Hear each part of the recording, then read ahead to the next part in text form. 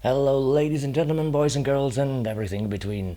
Welcome again to the Hagen Apartment, the channel where you get the most unprocessed audio ever possible, all in one take, no post processing, no editing. We are not even using a DAW. So today, I want to speak about my new amp, the engl ironball SE, which stands for Special Edition. Last video was a comparison between this one and the Metal Master, which left us with the conclusion that the Metal Master could well be a sleeper metal amp. So check this one out. So I promised to show you the full capabilities of this amp. Today we are using it not like I would use it in my rig, so that all pedals and such can engage. We are going over the XLR output, the balanced XLR output, directly into the interface. So that means we're using the IRs that are here on the engl itself, so not my usual guitar tone. I bitched about in the last video that the IRs on the engl are pretty shitty. I take a little bit of that back. So for what it is, it sounds still not as good as I thought they would be, and not as good as the multicap can, but it's usable. Usable IRs on there. So we're gonna go about them. What about the features? We are gonna hit the amp with passive and active pickups. We're gonna clean and gain, all the good stuff, all the typical guitar YouTube stuff. Yeah. At first, I would say we're using active pickups. For that, I have my Jackson Fury in this wonderful color. It's called Red Tide.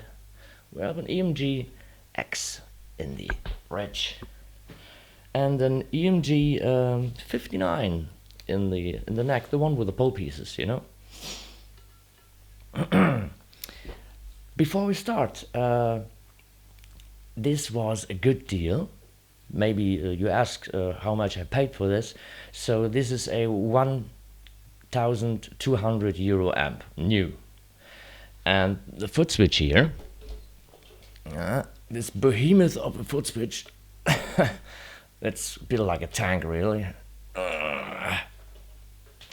Fully MIDI programmable foot switch comes at 200 euro, and I got the package for 800. That's pretty fair. The amp is 1 year old or 2 years. I think it's 1 year old. It even had a check in the engl from the engl guys itself, because the previous owner had some issues with noise on one tube, so they changed the tube. The report of it was all in the box, so no problem with that. So you know what I paid? Let's go.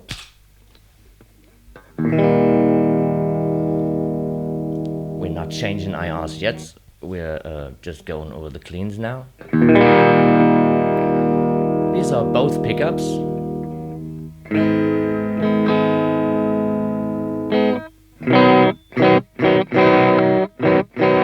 Sounds not bad, but of course cleans sounds better every time with a little bit of sauce.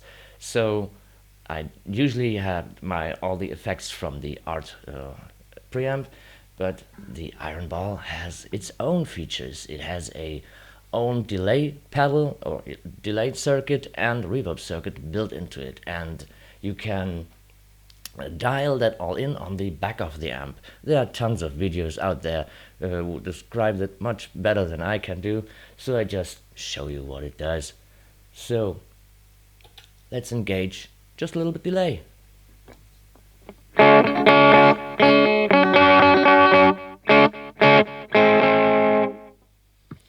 And a little bit reverb.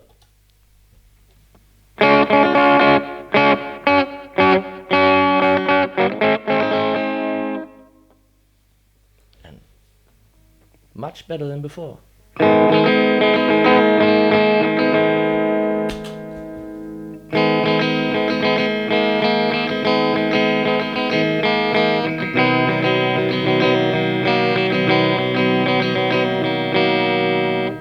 Neck pickup.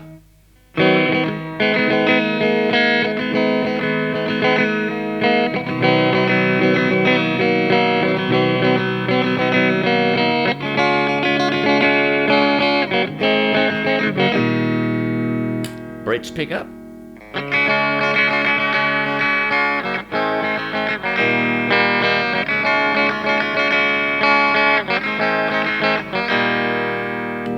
Both again.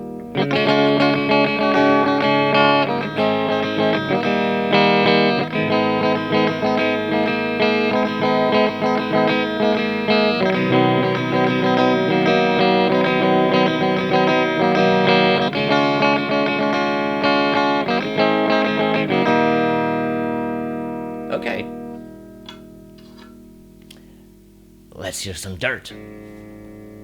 For that, we just activate here the lead channel, and when the lead channel goes on, you see this light as well, the noise gate switches on as well.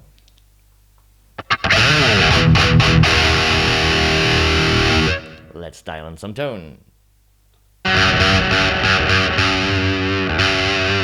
The presence control is really useful on that amp. Not overdo it.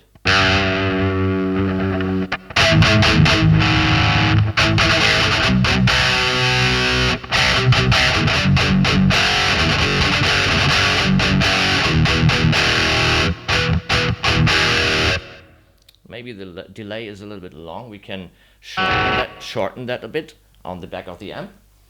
For the delay, we have level, time, and feedback. Feedback is all the way down, time also maybe, and now I go a little bit back with the level. It's more than a little bit slapbacky, not really more.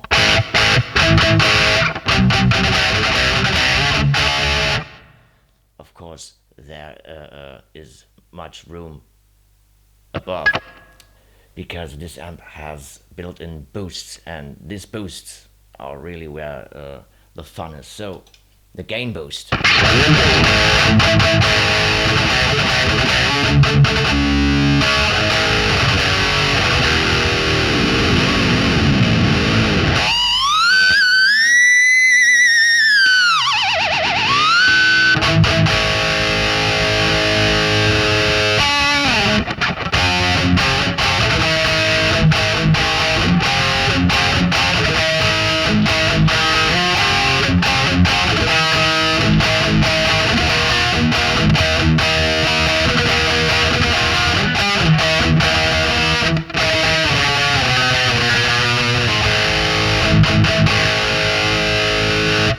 That's not all, we also have a master volume boost. And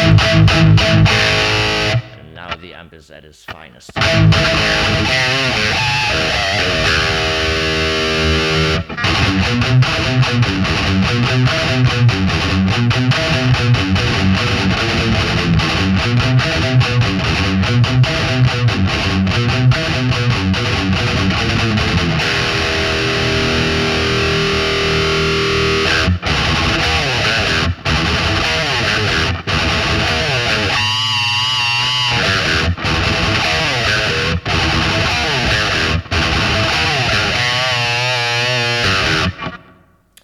If you want to get rid of the effects,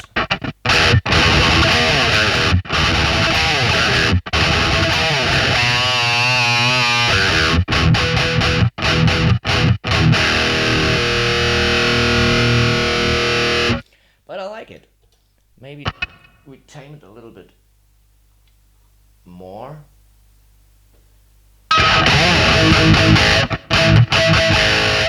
In case you wonder,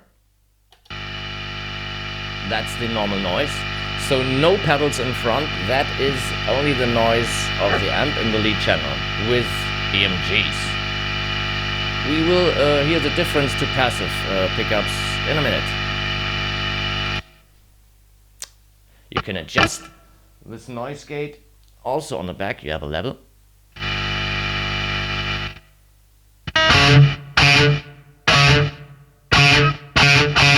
To where it's very tight.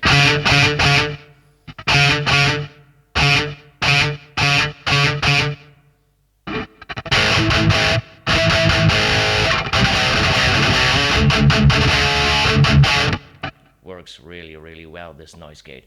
But it lets your tone untouched till you are finished.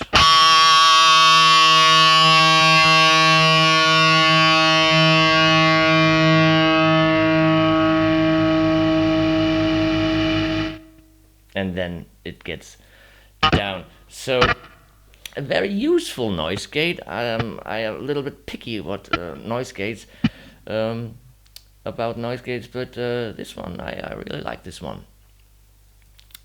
So before I forget, this has a little quirky detail, one of a few, but the one I'm talking now is the knob on the back here, next to the potties, the potentiometers for the delay and reverb. You have a little switching button, like these here on the Metal Master. Can you see it? Yeah, those here. And with that you can set the balanced XLR output pre or post the distortion, I guess. Pre or post signal.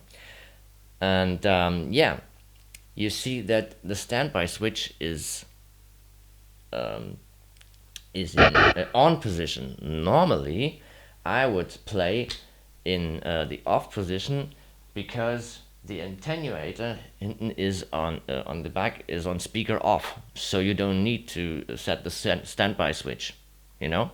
Normally on the Metal Master it's the same. Standby down, on off position, speaker out, and you're good.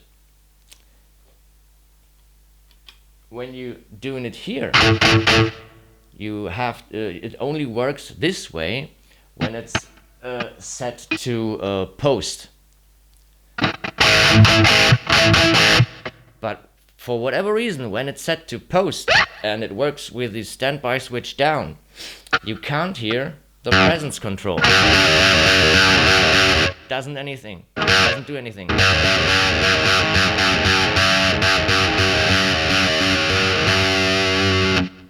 Everything else works. You can hear noise gate and everything, and the delays, no problem.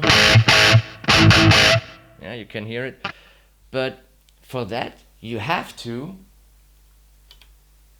pull the switch in, go on pre, and it only works when you flip the standby switch in on position. But you have to also be aware that this attenuator is on speaker off, because you don't want to blast to your cabinet. This is for silent recording. And then the presence control works.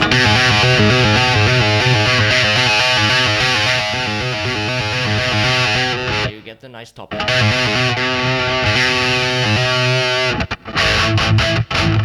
So I don't know what the engl guys have thought with this, but yeah, that's an observation of mine. I think we should switch out guitars real quick, because you will notice on passive pickups, such as on the Seymour Duncan distortion that is in this really nice full mahogany Les Paul ish guitar. Oh, neck pickup. Now it's a Seymour Duncan.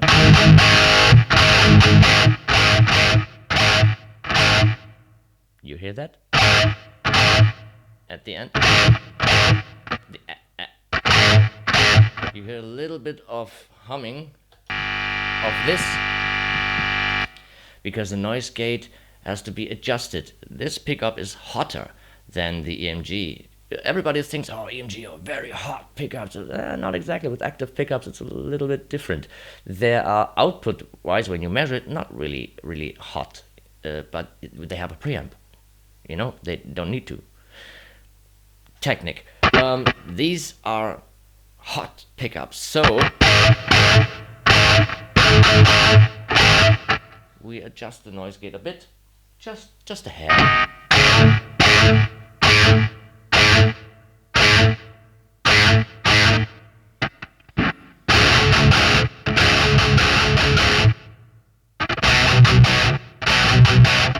Maybe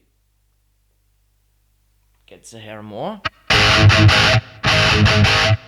What if we go all the way? Can we choke the tone completely out? Now it's all the way. Still works.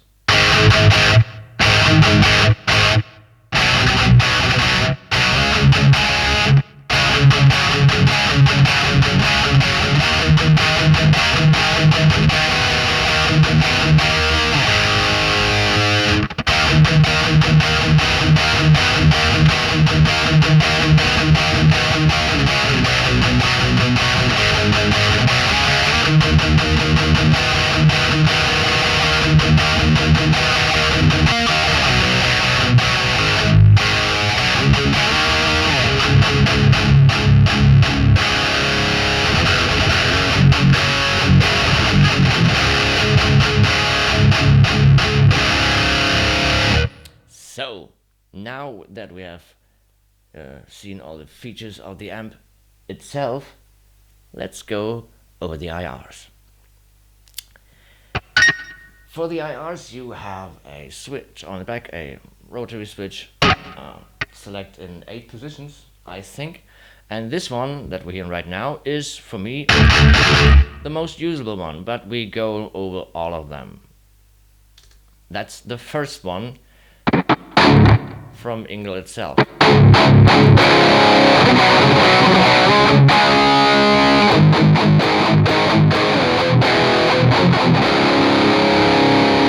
Sounds very dark. I don't know if they say what. No. Huh?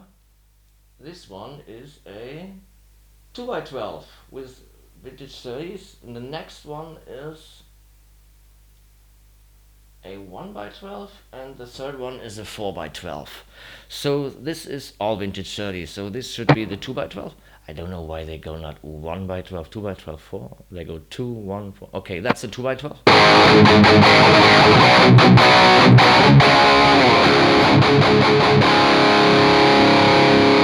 I think when you adjust treble and presence, you can make this brighter.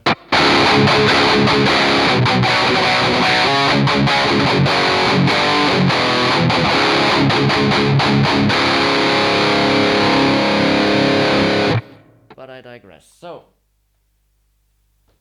the 1x12, is this really correct? Yeah, 2x12, 1x12, 4x12. Weird.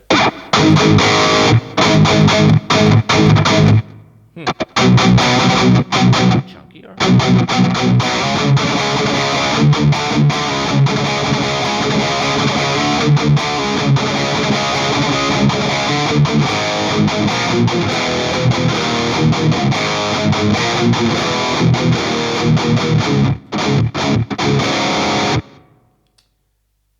The 4x12.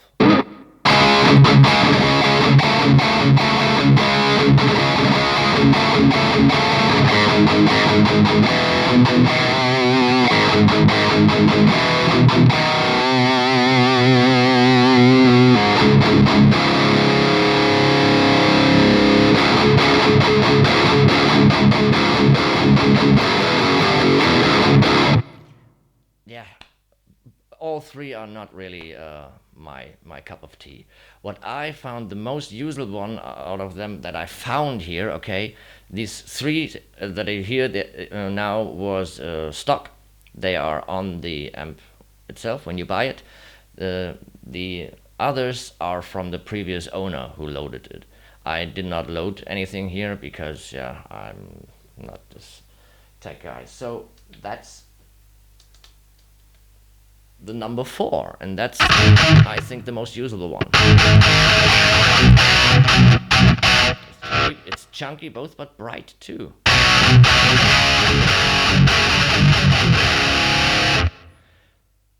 Let's boost the whole amp again with the modified overdrive from MXR. Then you get a little bit tighter palm mutes.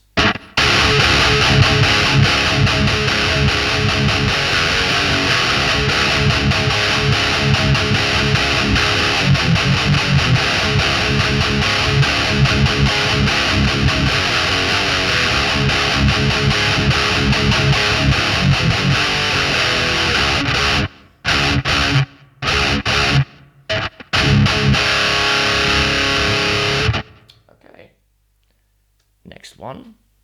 I don't know what these caps should be. I have no idea.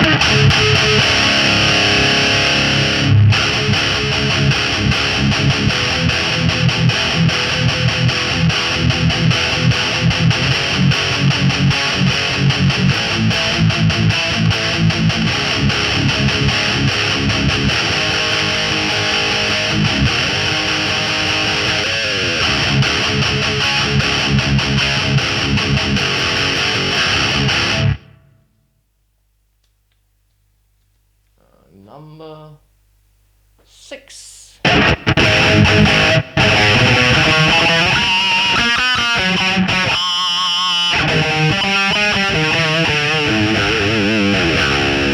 They all sound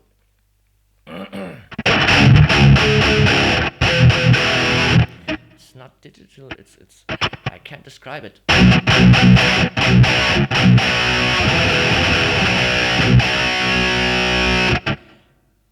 The captions on the multicap are so much more natural. That's what some people wrote in the reviews for that thing, but hey, in reviews people say everything, but it's really true. Compared to this, it's much more natural, open sounding. These all sound boomy, all goofy.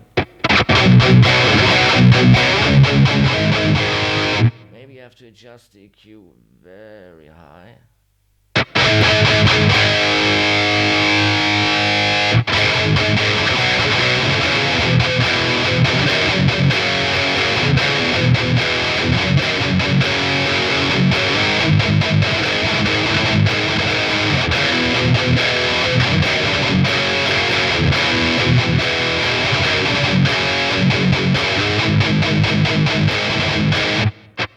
That's really more gain than you ever could ask for.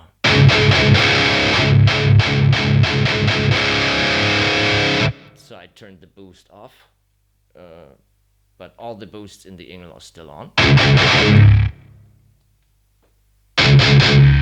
Number 7, I think.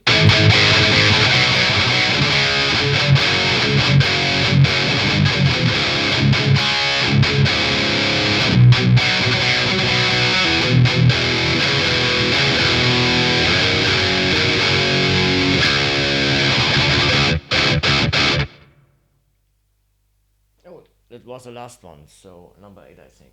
Let's go back on what I found.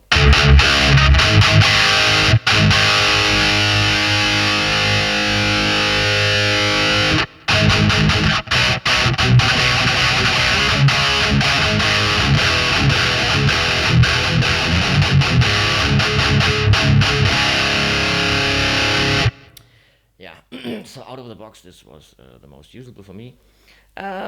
Of course, you can adjust all this with the foot switch, but another quirky detail here. When I use the foot switch now and have the clean sound again, then it switched also the IR. I don't know why. I didn't tell it to. Then, because when I go back to the distorted channel, I'm in a different IR. I think it's the first one. So I have to go back to 1, then back on 4. Then I have the IR I wanted.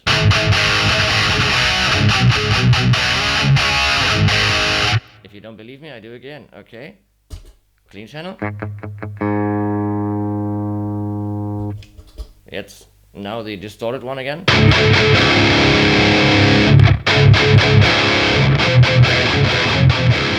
Different IR.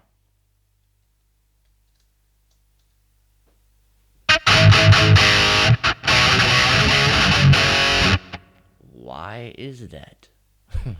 That gonna be in the next "Can this explain anyone to me" video. Yeah, I think it deserves an explanation. Yeah. So, what do we think about the amp? It's killer. It sounds really awesome. In this XLR setting, it's not my cup of tea, and I don't use it that way. I use it the way I showed it to you with the Metal Master. And when I use it with the cabinet, all is functioning, so I don't have the problem that the presence control doesn't work or anything. It is only when I try to run it without the XLR over the interface, and that is just the way this amp is built, I think. I don't think I can change this much. It's a more complicated amp than the Metal Master. Another thing that I observe, an observation, is the feedback ability. This amp feeds back a little bit more than the Metal Master. When I'm playing in the room, I'm sitting in front of the cabinet, in front of the amp. So, you need a good noise gate. But uncontrollable, high-pitched squirrel feedback is not really a thing I'm used to. So, I have to get farther away from the amp than with the Metal Master in same volume, but it wants to feedback more. And that's a little bit of a problem, especially with passive pickups. With actives, not so much. That was not really a problem.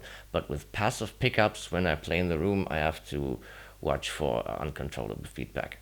And if I dialed in a tone here and accidentally come on the foot switch to engage the full blast, then it negates my volume settings, and it's really loud.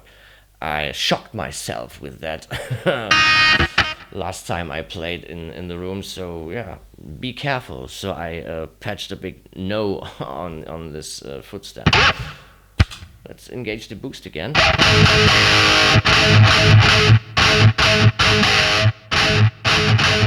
But even with the boost, the noise gate works.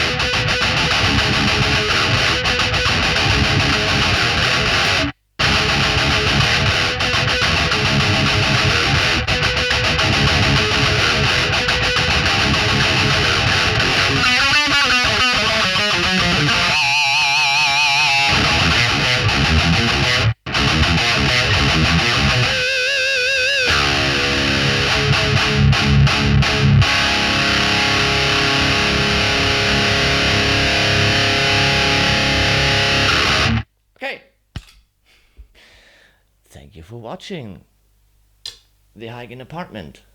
I appreciate it when you watch the whole time. If you're still there, chapeau.